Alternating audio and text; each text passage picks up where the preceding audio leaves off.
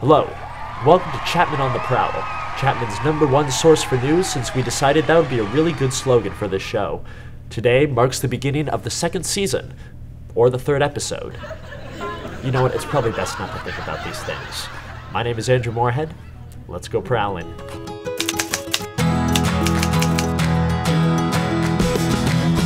Chapman celebrated the hiring of 2 new deans this week. Dean Merrill will be taking over as the head of COPA, and Reginald Gilliard will be taking over the business school. Dean Gilliard's recent hiring also represents a momentous occasion in Chapman. He is the first black dean of any school on campus, and it only took 150 years.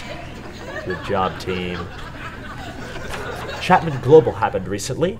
Despite the success of the event, students complained about being so bored that they took matters into their own hands, resulting in numerous instances of underage drinking and hospitalizations.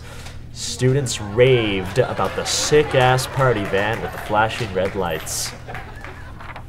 The Dean of Students announced that stricter punishments will be given out to students hosting off-campus parties. Repeated rabble-rousers will face situational sanctions based on the circumstances, ranging from a stern talking to, sitting in the naughty chair, and in special cases, waterboarding and flogging.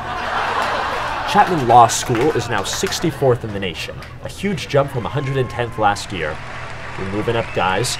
Although some decree that the U.S. report is inaccurate, the dean of the law school had only this to say: shut your damn mouth, alright? It seems pretty accurate to me.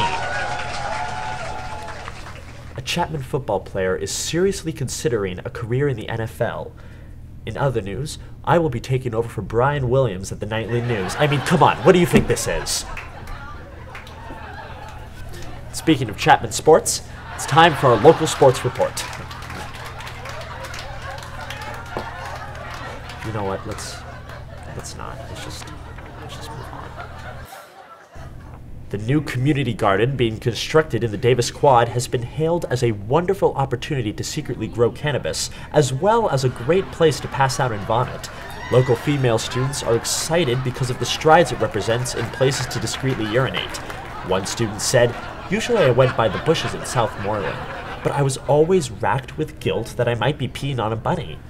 Nothing lives in the garden yet, so it's really quite liberating." Marriage fever is sweeping Chapman campus this fall. Students are getting engaged earlier and earlier, citing Miley Cyrus, who was engaged at 19, as a major source of inspiration. After they get married, students plan to get their own Disney Channel show, post semi-nude photos online, and get their haircut to look like Draco Malfoy. Well, that was our show for today. From all of us here at On The Prowl, just go back to doing what you were doing before.